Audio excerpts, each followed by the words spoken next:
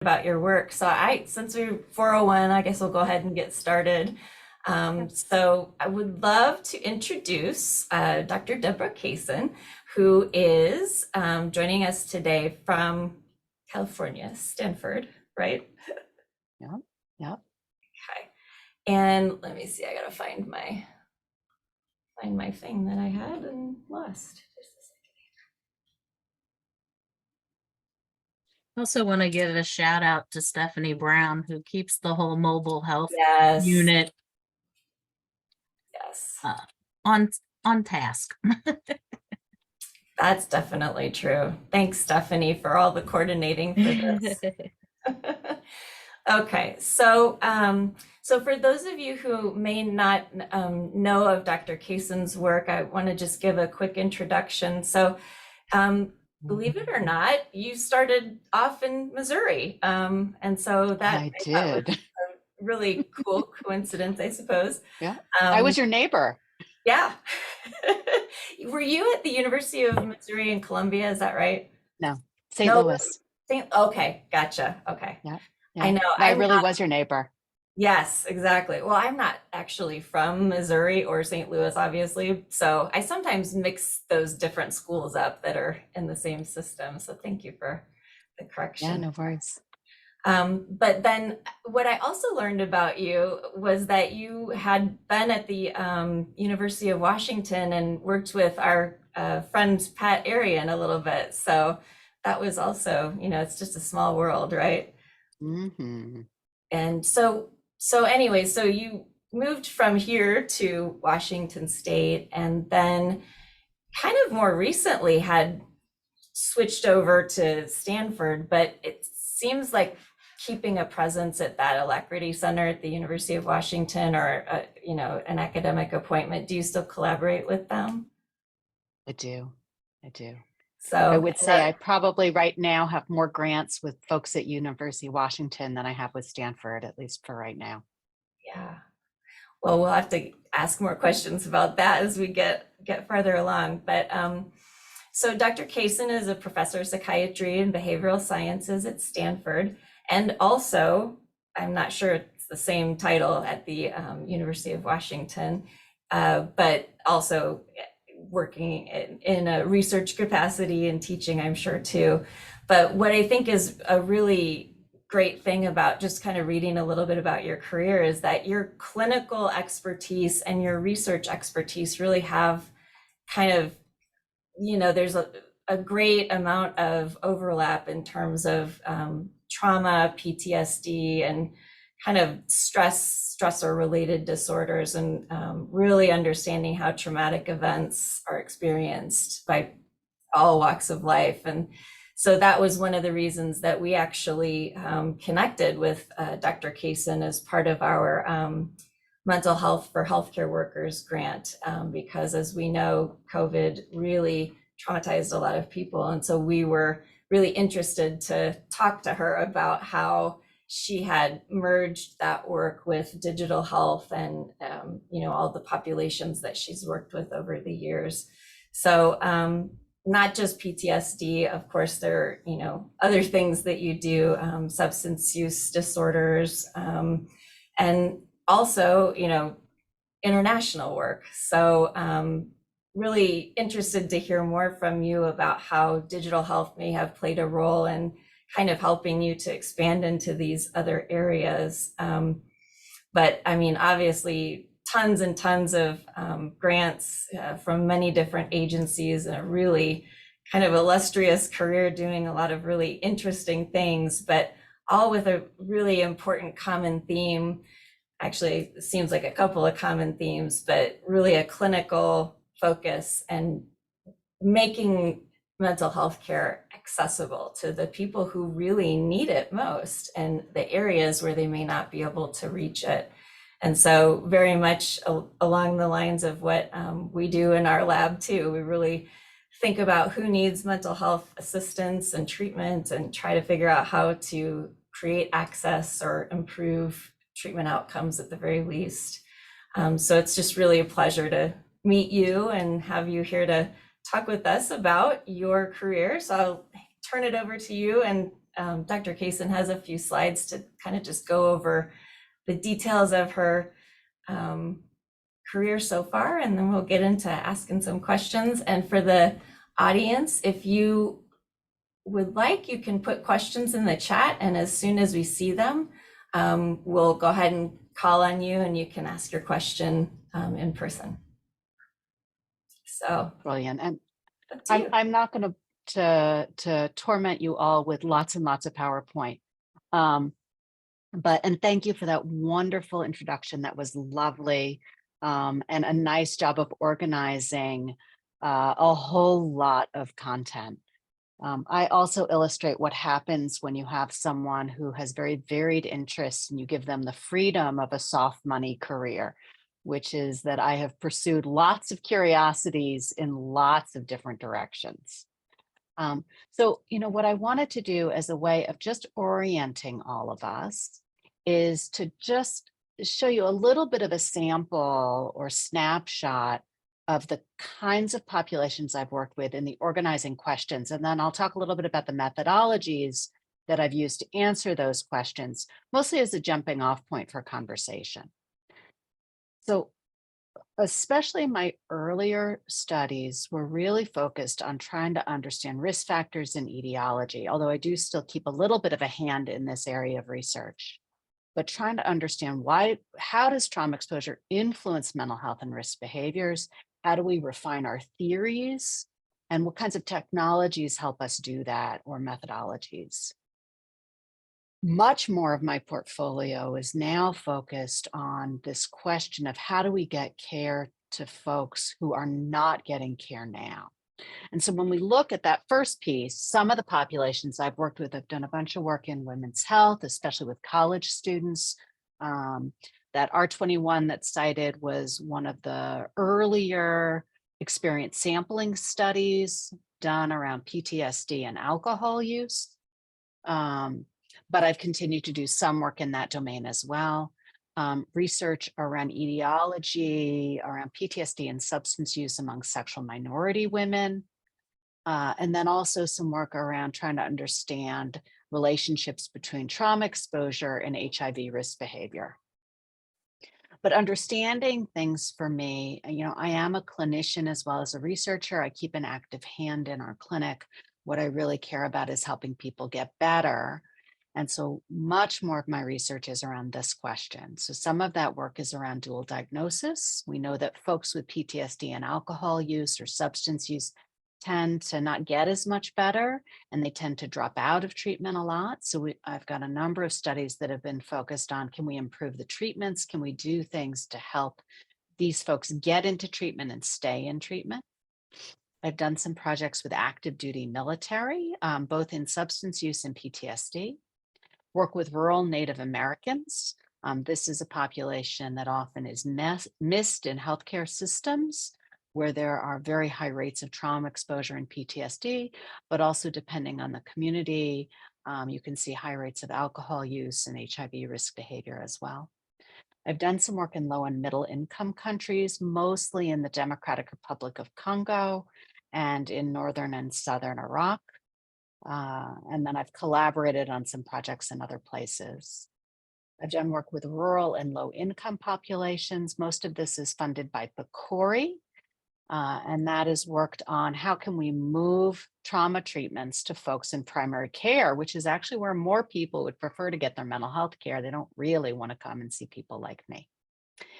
And then the project that actually led to me coming and speaking with you, which is around how do we take care of healthcare workers who are suffering from mental health symptoms from the COVID pandemic. And part of what got me interested in that was in the early days of the pandemic, seeing the data coming in from China and realizing that we were going to have a whole lot of people who were going to be trauma exposed following the pandemic. There's some data that came out of the Ebola epidemic and pandemic in Sierra Leone and Congo that led me to be concerned very early that we had a potential mental health crisis and needing something that could be scaled up to address not just the acute phase, but the potential for chronic symptoms among healthcare workers. And we can talk about any of those projects or none of them. It's actually really up to you. So in terms of methodologies around the etiological studies, a number of my studies have used either daily diary methodologies or experience sampling studies. A number of them have been longitudinal. And then some of them have used measurement burst designs where you combine daily level or multiple times a day level data with much longer snapshots of time. And it lets you to tease apart states and traits, things that may fluctuate very quickly, but then still being able to look at longer trajectories over time. So it's an interesting, although analytically challenging methodology. Now, in terms of the access to care questions, some of what I've looked at is how do we get, what method do we use to get the treatment to somebody, especially for folks who are having trouble getting to care. So some of that work is in task sharing. Can we, in places where we can't scale up enough mental health providers, what could we do instead? And I prefer the term task sharing to task shifting. Because the trained mental health folks still need to be part of care. You're not handing care off, you're actually just sharing that. Some of that's been with care managers, some of that's been with low and middle income countries working with community health workers, but it's a way to amplify access to care. Some of the work I've done has been telehealth, whether it's phone-based, that's something that we've done a lot with our active duty military, or video therapy, which is no longer novel actually with the pandemic, that's actually become fairly routine. Some of it's been with digital health, so web-based interventions. I'm a co-I on a really lovely text-based intervention for PTSD. So I can talk a little bit about that if you guys are curious. PAM, which is our COVID project, is all web-based. So I can talk about that as well. Masked treatment, which is something that I'm super excited about. That is when you condense treatments for PTSD into very short periods of time. So we just published on taking an evidence-based therapy for PTSD, delivering it in people's homes via telehealth, and doing the treatment multiple times a day. So you can finish an evidence-based PTSD treatment in 1 week. It's not for everybody. I think it fits a particular niche, but when you have populations, for example, where you have high concerns about dropout or where they need to get back to full functioning quickly, I think it's a really nice solution. And ultra brief therapies. So one of the projects I have right now is testing a 5-session treatment for PTSD as compared to SSRIs. I also am a co-I on a project that's tested a 1-session cognitive therapy for PTSD for recent sexual assault survivors. So super brief approaches for prevention in particular. I've looked a lot about where do we deliver care. Primary care is where most people want their care. And so can we do that? And if so, who delivers that care and how does that look? Working in community mental health clinics and also in tribal clinics. And then who delivers it? Whether it's a psychologist, a psychiatrist, a social worker, we don't scale very well. We're expensive and there aren't enough of us. So can we use behavioral health specialists or care managers or psychosocial assistants? Who can we have deliver care? Now, I do have some slides because I saw a peek in the questions that are about how do you get from point A to point B. I'm happy to go into that now or to pause so we can talk about the research itself and then circle back to career development stuff. Depends on what you all want. Dr. Kaysen, we actually have a couple of questions. So let's pause and answer questions. Dr. Lang? I'm going to stop sharing while we talk about that so I can actually see people. Yeah, so I was really interested in your measurement burst design. I hadn't heard that phrase. I don't work in the fields that you work in. So I'm wondering if you could share a little bit more about what that is exactly and the pros and cons of using that. And, what kinds of questions are best to use that design and what kinds of questions are not best for that design. Absolutely. And it's a pretty novel design. So I haven't seen a ton. There's a really good article that lays it out. If I can dig it up, I'm happy to send it to you. So the idea with it is, so experience sampling studies or ecological momentary assessment, right? So you may be measuring somebody every day or multiple times a day. That's really good for stuff that you think shifts over the course of a day or from day to day. So for example, if I think about the areas where I do this, you might think about the relationship between affect and craving to drink. Okay, I have a lousy day, and so I want to have a drink. Okay, my talk went horribly. I'm going to have a glass of wine with dinner. Right? So that's a momentary relationship. My mood fluctuates and it changes the behavior.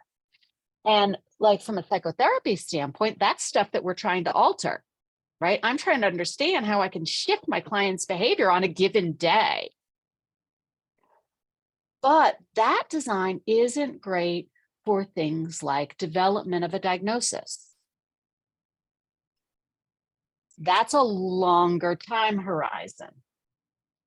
But the things that we do day to day are in theory influencing those longer time horizons. Okay. If I manage me feeling bad about how I did at work with a drink every night, am I more likely to wind up with a substance use diagnosis? That's where measurement burst designs can be helpful, is you're combining the power of daily with the power of longitudinal. Now, what are the problems with it?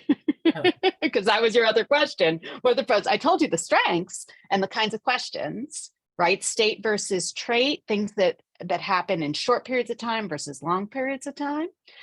The downside, they're really analytically complicated.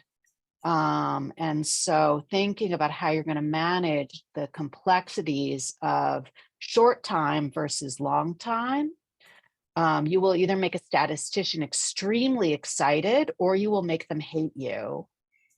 I know which one I'd probably hire for my grant. Okay, so I think that's one of the challenges. Reviewers don't totally understand the design yet. It's one of those places where the design is innovative enough that reviewers are a little bit cross-eyed looking at it. So I think that's one of the challenges from a research standpoint right now. We'll see how it goes. Someone I mentored on a K just put in an R01 using this design, and she's got some good research questions that are maximizing its potential, I think. So we'll see if it flies with the reviewers or if they are perplexed. Cool. Okay. And then there was a question about mass treatments and whether they work. Yeah. I mean, that's a really, really good question. Okay. And can we do first names? Is that okay? Or will that feel not comfortable for people? I tend to, and you can all call me Debra. That's perfectly fine. Thank you. Okay. I just tend to be a more West Coast casual kind of person. So the mass treatments are fascinating. So it's been tested now in the PTSD field with both prolonged exposure and cognitive processing therapy. I would say that this is cutting edge research to maybe even bleeding edge research in terms of where we are. So it's very early still. What we are seeing with this line of research is it lowers dropout tremendously. Most of the studies using mass treatments are having dropout rates of under 10%. In the PTSD field, you typically get dropout rates of around 25, 30%. Okay. The other thing that's exciting about this is it seems to be improving efficacy, or efficacy is staying the same. So there's no drop off in efficacy.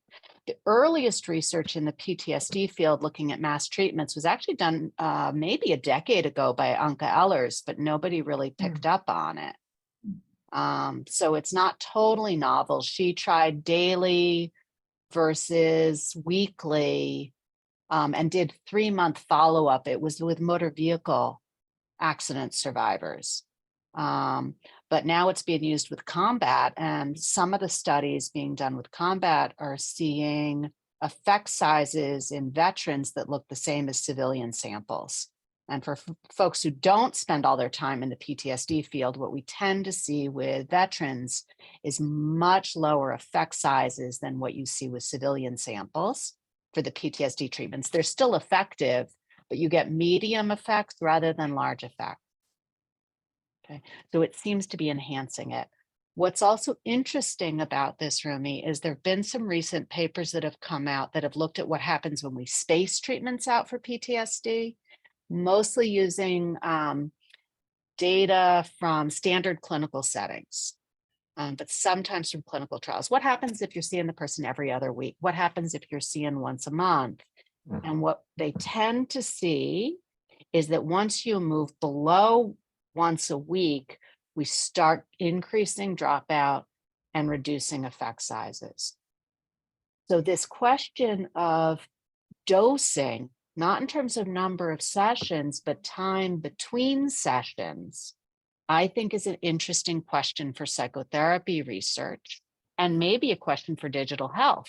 How often is somebody engaging with the intervention? When do you get a drop off in use? Is there a sweet spot? For someone who does a lot of health services research, this also, for me, is an important question for how some health systems choose to deliver their mental health care. So I will not name and shame, but there are some healthcare systems that require a once a month dosing schedule for psychotherapy. That is a not evidence-based effect. You have now taken a perfectly lovely therapy and you broke it. And so I am hoping that this research will get those healthcare systems to realize that they are actually, rather than being cost effective, they're throwing their money away because their patients are never going to get better with that dosing schedule. You got Yeah, a lot more information than you asked for, I think. yeah, thank you. So has that been applied to patients of complex PTSD? That's first part. If so, are there any studies that shows the efficacy?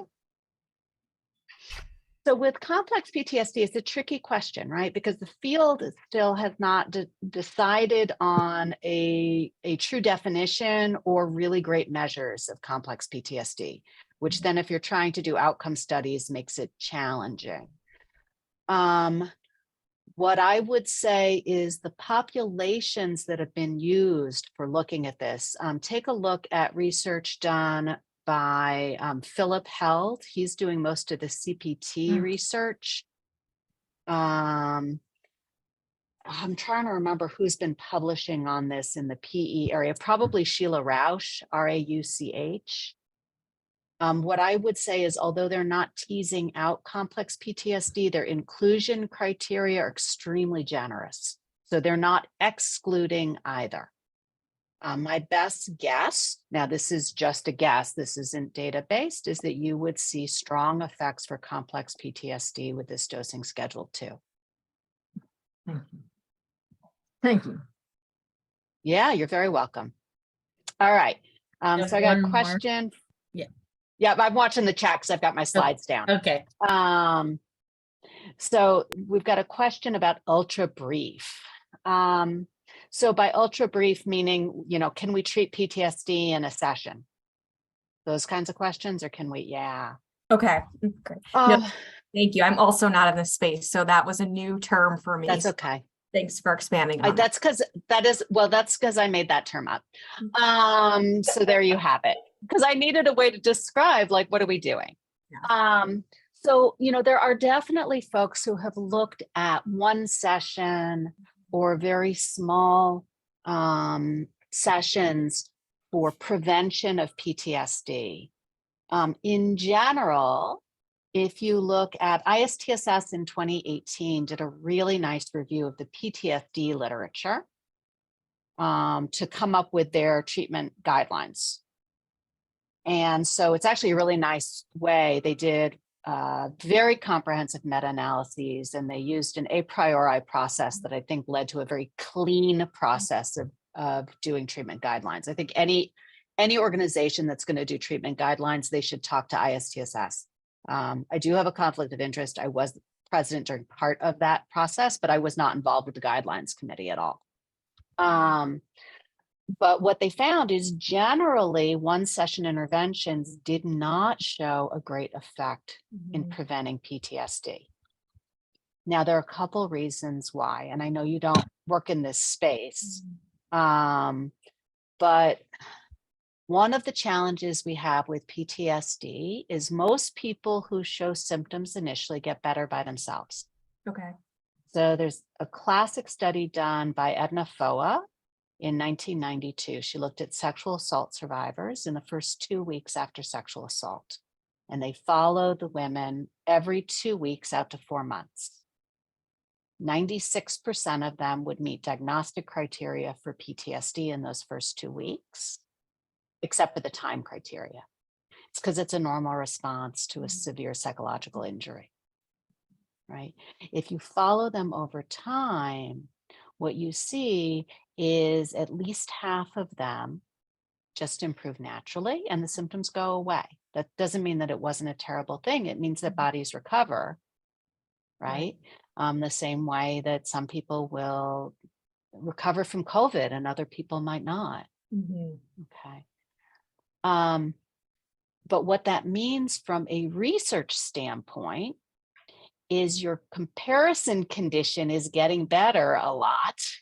And so you need really big sample sizes to show that your brief therapy worked better than just leaving people alone, if that makes sense. Yes. So generally, psychological debriefing, which people like a lot, makes people worse. It is actually a place where we had an iatrogenic effect as a field. So don't do that. Single sessions, generally, there was not data that they were effective. They didn't hurt people, but there weren't enough studies that had meaningful effect sizes. Multi-session interventions, some of those appeared to help with preventing development of PTSD. Okay. Now, Michelle Bedard-Gilligan did a study with sexual assault survivors. She based it off of an intervention that I had developed for women actually people with chronic PTSD and alcohol use, but she modified it. It was one session of cognitive restructuring. It's a pretty scripted 60 to 90 minute session, followed by 4 brief 20-minute phone calls. What she got were large effect sizes over control in reducing PTSD. And so it's still early stages research. Okay. That data is not published yet, but super promising, super promising. Thank you. You're welcome.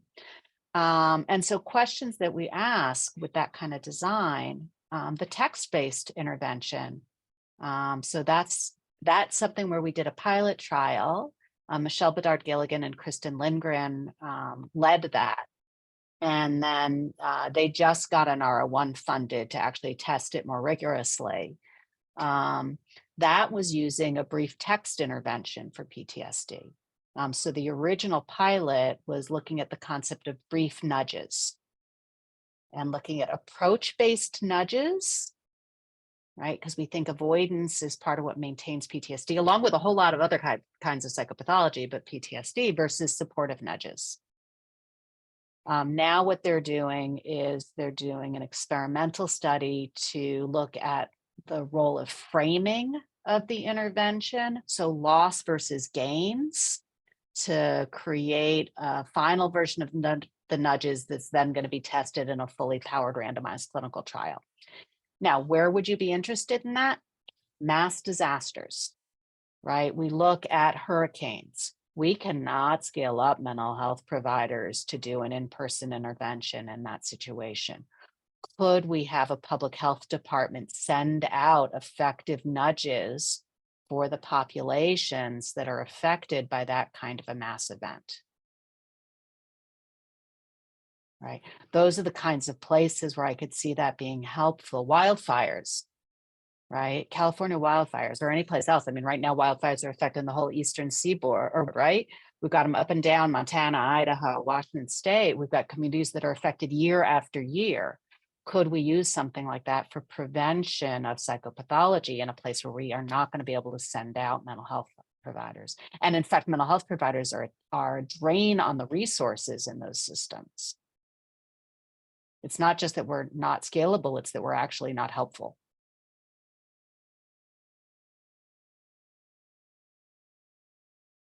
Cool. Other questions? I had to laugh a little bit when you were saying that, because I knew what you were going to say. We're not helpful sometimes, but We're not. Yeah, We're not. We've gotten feedback. Like after Katrina, so many well-meaning mental health folks swarmed in to try to be helpful. Why? Because we're good human beings and we want to be useful when we see that somebody's hurting. The problem is there wasn't enough housing for people.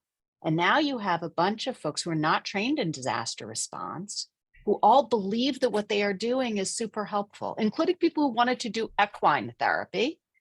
And then resources had to go to taking care of those people and managing that.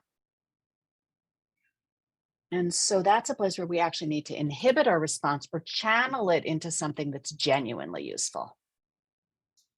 I mean, the other benefit I can see from having, an intervention that's mobile, digital, remotely delivered is that there's bound to, and you kind of alluded to this, there's bound to be more consistency in what is delivered and Yes. really kind of honed down to just like what are the most critical active ingredients. Nice point. Really nice point, Ginger. That's but right. that You can't fit equine therapy into a digital app, I don't think. So yeah, maybe it'll inhibit some of the things that are not effective if we have something that can really be used in that way. That kind of brings me to, another question that I was thinking about as you've been, answering the other questions, and you may have already kind of addressed this, but it also sounds like this ultra brief therapy concept is relatively new. And I'm, really interested in adapting evidence-based treatments for different populations. And one of the things that we've heard an awful lot about, with our dissemination implementation science expertise here, is intervention bloat and how easy it can be to just have something really get completely huge and out of control and too complicated, and then people won't use it. So then the task becomes trying to figure out like what are the most necessary things to include that we know will be most helpful for most people. So I was wondering if you had any other insights about what those ingredients might be. Obviously different populations and different types of traumas, but is there anything that kind of is universal? Well, and I love hearing you talk about intervention bloat. I don't know that because I'm a fake D&I person. I'm not really an implementer. I am too. I'm an implementer and a health services researcher, but not an implementation scientist. But I love working with implementation scientists because they know so many cool things. The fact that people love to put more bells and whistles into therapies makes me crazy. One of the projects I worked on was training folks who had probably about a high school education in doing cognitive processing therapy in the Democratic Republic of Congo. So we were working with a population, the women that we were helping, this is not digital health, this is just mental health care. We were working with sexual assault survivors, and women in Congo had, at least in our project, had about 1.5 years of formal education, just because of how women are educated in Eastern Congo. And so the first thing I had to do with CPT was actually strip out as many bells and whistles as I could and get rid of all the jargon that I could. It's like kudzu, it's everywhere. And then, we can't come back with this, and then people want to put more bells and whistles into CPT. And I look at the new version of the manual and they're adding in more worksheets and more things. I'm like, please stop doing that. It actually makes it harder for people to learn and do. So I'm the person who likes to go into therapies and rip out all the guts, or rip out everything that's not guts and just leave the moving parts. With this ultra brief, what we focused on is we focused almost exclusively on the beliefs about why the trauma happened. And so what I mean by that is when you look at one of the factors driving PTSD is it's that place where the person thinks that the event could have not happened. It's the place where they're holding on to blame. It's the place where they have the, if I hadn't gone out that day, if the could have, should have, would have. And if you think about for any human being, if we have a decision that goes badly and has a bad consequence, we all do those things. I shouldn't have taken that job. I shouldn't have gone on that date. It was a disaster, right? We all do those things. This particular version just worked on teaching cognitive restructuring around that piece. And it basically ignored all the other stuff in the therapy. And I will tell you, if you look at the data on CPT in particular, that's where you see the symptom drop off. Is you see it in session 6, which is where we're usually really targeting that as a therapist. That's fascinating. And I mean, I guess the follow-up question is probably a little bit obvious, but what are you finding in your work with healthcare workers? I would imagine some similarities, but anything that's unique or that you hadn't encountered with the other populations? So here's the thing that's kind of fun. I'm going to just show our website for a quick sec because I promised I would. So our project with healthcare workers is actually one of the first projects I've done that's not research. So this is Pause a Moment. This was actually funded by the Huang Foundation, so it's philanthropically funded. And they were not so interested in funding a research trial. They wanted us to put something out there that was likely to work. And so the idea for this was to take evidence-informed tools and to come up with ways to get those into the hands of folks that needed them in that moment. So what we are seeing right now, we don't have randomization. People are allowed to use the tools that they want. We suggest tools from them, but they are free to ignore our suggestions. So what we get to see is, what do people want to use? What do people go for? And then what are we seeing in our data that's most associated with an effect? So, it is, to me, that piece is somewhat interesting. The tools that people use the most are the ones that I kind of think of as the, what's the word I'm looking for? The chocolate ice cream of intervention. People go for the stuff that feels good, that's easy to grab out of the fridge or freezer. They're going for grounding, they're going for controlled breathing, and they're getting some effects from that. The things that they are less likely to engage with are the things that are more like the healthy grains or vegetables. Right. So they're not doing the multi-use. It's going to take you a while to see an effect from this. What is interesting, though, is that the intervention that we're seeing the biggest effect size from is our one that's targeting hindsight bias. And as far as I know, this is the only digital app that's actually specifically targeting hindsight bias. But that's the one where we're seeing very big pre-post drops in distress. That's fascinating. So, I mean, I think I could probably, surmise what hindsight bias is, but I'm wondering if you could maybe describe that for folks on the call that might not know. Yeah, it's the healthcare worker who says, if I had intubated them sooner, that patient wouldn't have died. If I hadn't gone home to my family, if I had washed better, my kid wouldn't have gotten sick.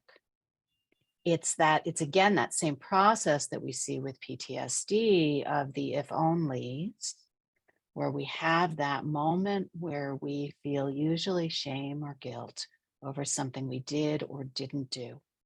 And so we have this whole module that walks people through the same kinds of questions I would ask as a therapist to get someone to look at the conclusions they've drawn and whether they really make sense given the context of the situation. Which really, I mean, I think in healthcare, we're really good at hindsight bias, really. Yeah, we are. Right?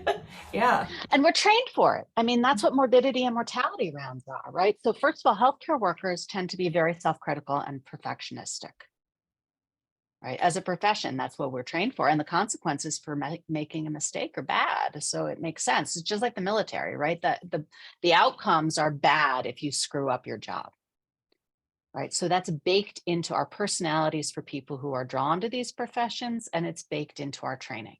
Mhm. Okay. And there's this idea, this myth that we're taught that if we do our jobs right, that we have good outcomes. And in some cases, that's the only time you get paid, right? Or you get In paid some more. cases, that's the only time. That's right. So sometimes you get paid on an outcome-based way. Sometimes the system punishes you if you have bad outcomes, right? It's something I talk about with mental health residents and trainees around patient suicide, right? Sometimes our patients die despite our very best efforts to help them, right? And then you tend to see again that same process of hindsight bias. If I had done this differently, I would have had a different outcome. And sometimes that's not true. Yeah. So it's also sitting with some of those hard truths. Right. Oh, I see a question or two from Jesse. Jesse, do you want to ask? Oh, Okay, hey, fine. Jesse. Hello. No, I was just saying that it seems like the first thing was just that if healthcare workers might be more inclined to do some of the like single session interventions better because of time and desire to sort of like get it all done and rip off the Band-Aid. And the second thing was, how is hindsight bias different from self-valuation? Like, is it a guilt and shame thing? Because like self-valuation is just like how you process the mistake and who gets like whether you learn from it, or I guess like growth mindset versus like some sort of self-blame mindset, and like that healthcare workers are much more likely to do the blaming of yourself. So I was just curious whether how they're different in like an intervention sense, or the way that you would teach that. Yeah, I love those questions. So I think healthcare workers would likely do well with one session interventions or mass treatments, right? I think if somebody was maybe in a more chronic space in terms of symptoms, you're not doing prevention anymore, you're now doing treatment. I think being able to block off a week for some people is actually easier than the steady drip, drip, drip of weekly sessions. Another population, I wish that we had this data, flight attendants, pilots. I have lost so many of them from treatment. They have high rates of trauma exposure. They have a limited amount of workman's comp, and then they're back on their crazy schedules, and you can't get them into a mental health clinic in a regular way. So there are certain professions where just the job is such that it's easier to block off a few days and just bang it out of the park, right? So yeah, I think one session interventions, if they don't respond to that, thinking about a mass treatment, I think that would be brilliant. Hindsight bias and self-valuation is so interesting because I don't usually use that term self-valuation. And I think there's lots of overlap, right? Hindsight bias definitely ties in with guilt and shame and self-blame. In some cases, it's inappropriate other blame, right? If that other person hadn't screwed up, this wouldn't have happened.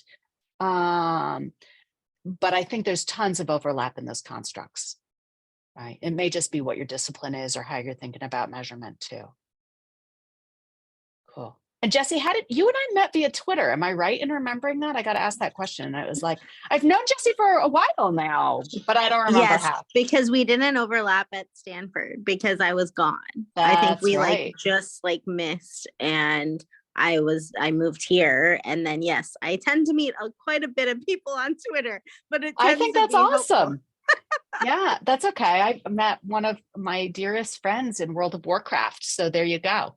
That sounds cooler, I think. But That's that's definitely sweet. cool.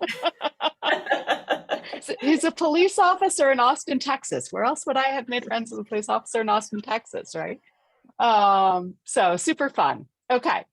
The types of mobile health techniques I've used, apps, and experiences with using them in my work. And when you're asking Allison about that in my research or my clinical work?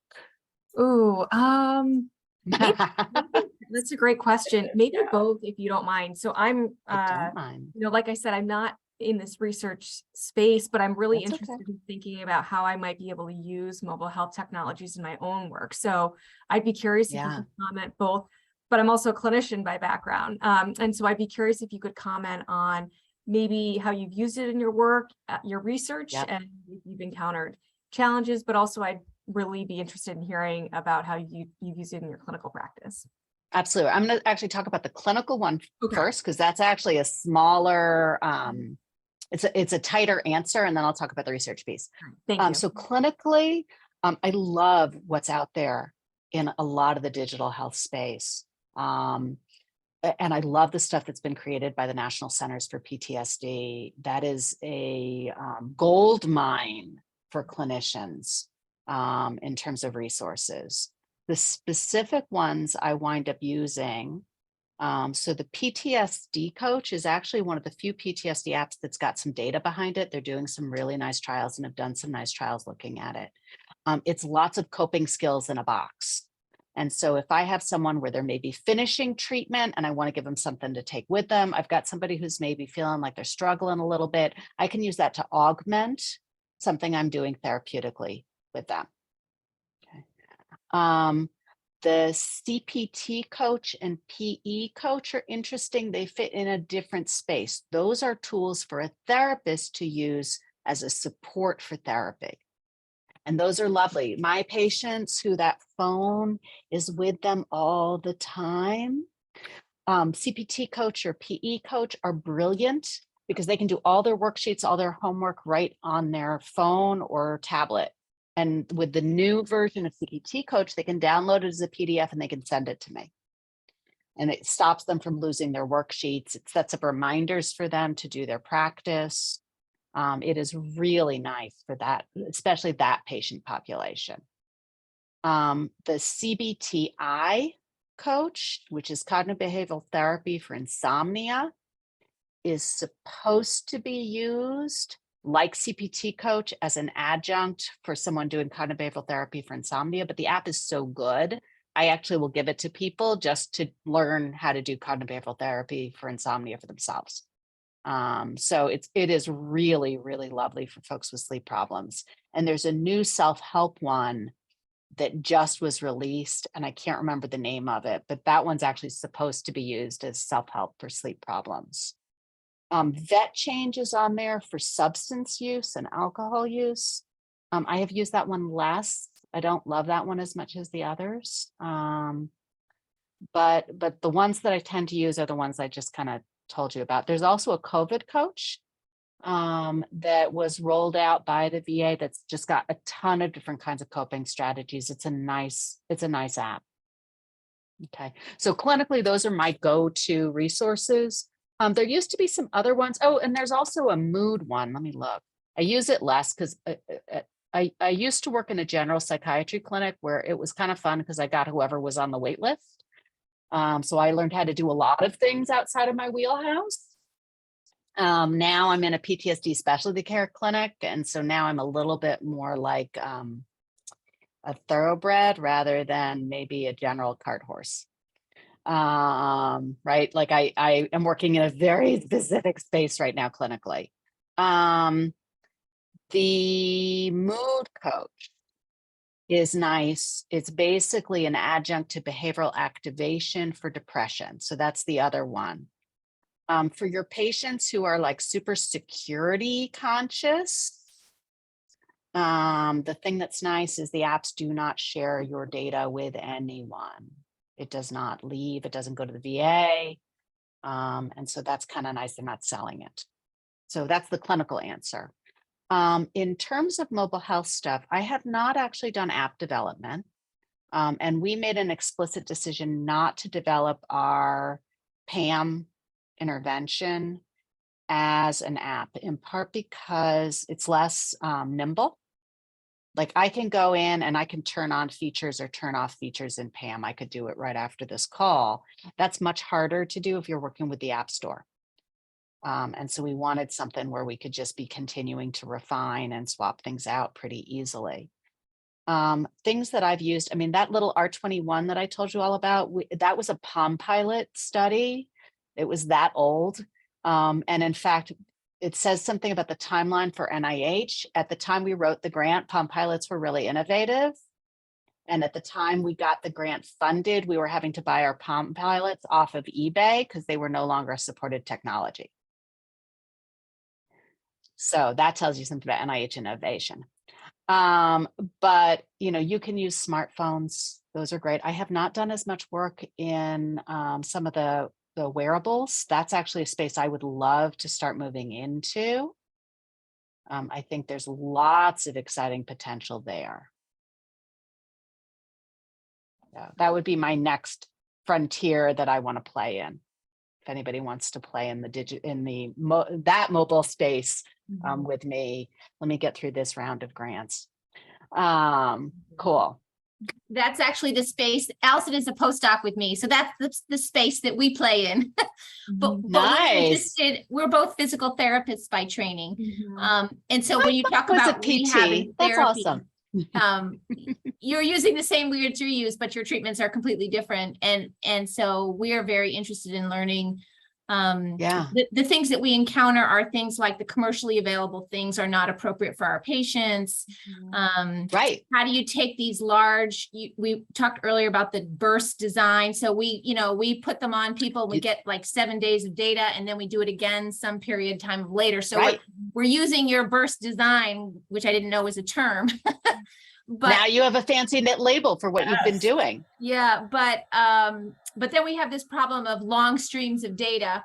And that's can we get that into the medical record as a variable, and which variable, and how do we do those things? So lots of challenges. Well, and how is it going to be useful in the medical record? Who's looking at that medical record, and are they going to be able to digest that information?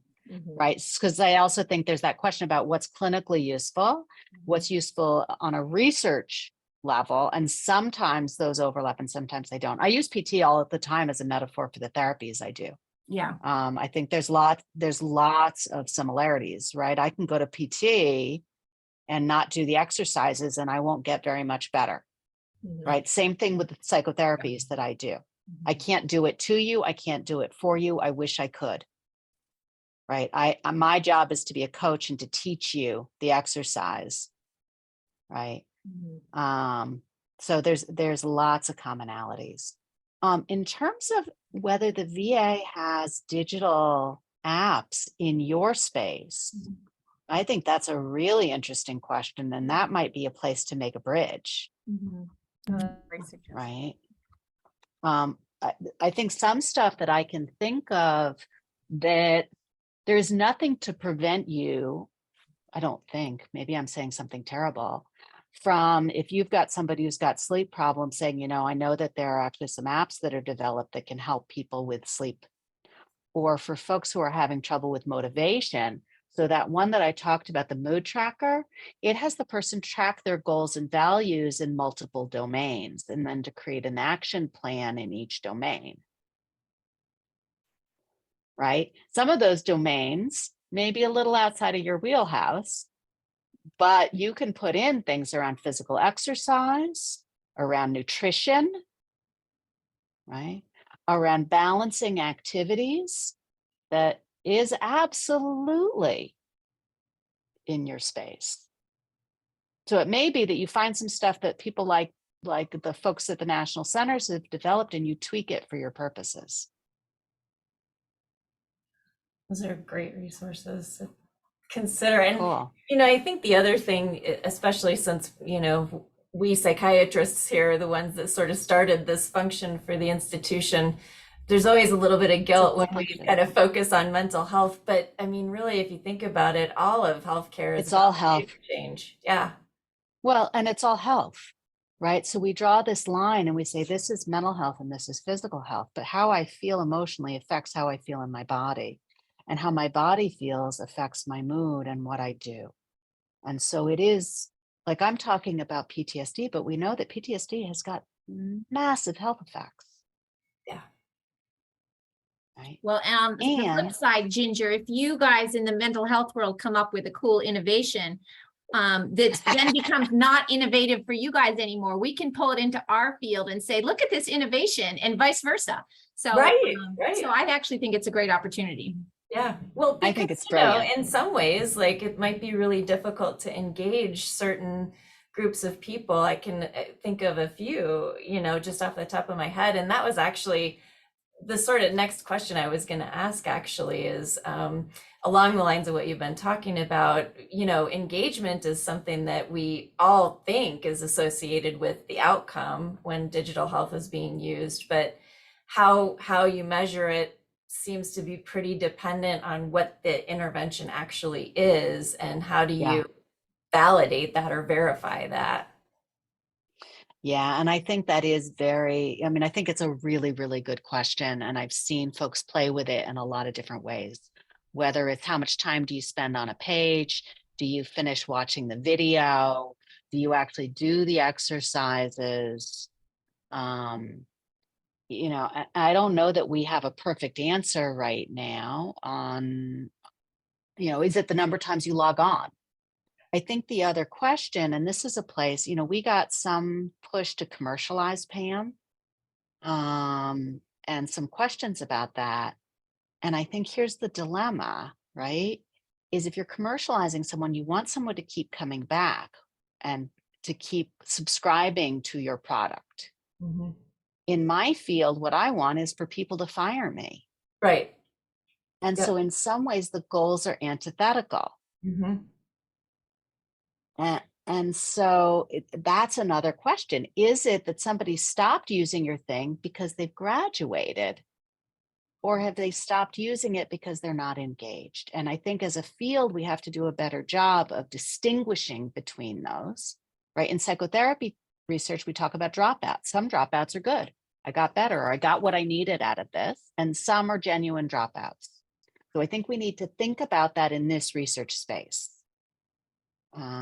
And I don't want to design stuff that's just designed for people to continually need to use it. It actually circles back to that question of what are the active ingredients? Do the effects last? If we're doing good interventions, people shouldn't need them forever. Right. That's such a good point. And I just realized that we have 1 minute left. This has just been such a fascinating, wonderful conversation, and really appreciate all that you've done in your career and spending an hour with us and answering our questions. Super fun. Yeah. Super, well, hopefully super we'll get fun. to meet in person sometime soon too. So. Oh, I would love that so much. And like, if we do that, I really look forward to having time to actually meet one-on-one with people and really brainstorm about all these good questions, and to learn from all of you too. All right. So we already have our next thing we have to plan. So Cool. Looking forward to that. Thank you everybody for tuning in, and Debra will be in touch to plan our next thing. So thanks again. Thank Take you. care, everybody. Bye, Thank you for Thank having me. you. Bye. Bye.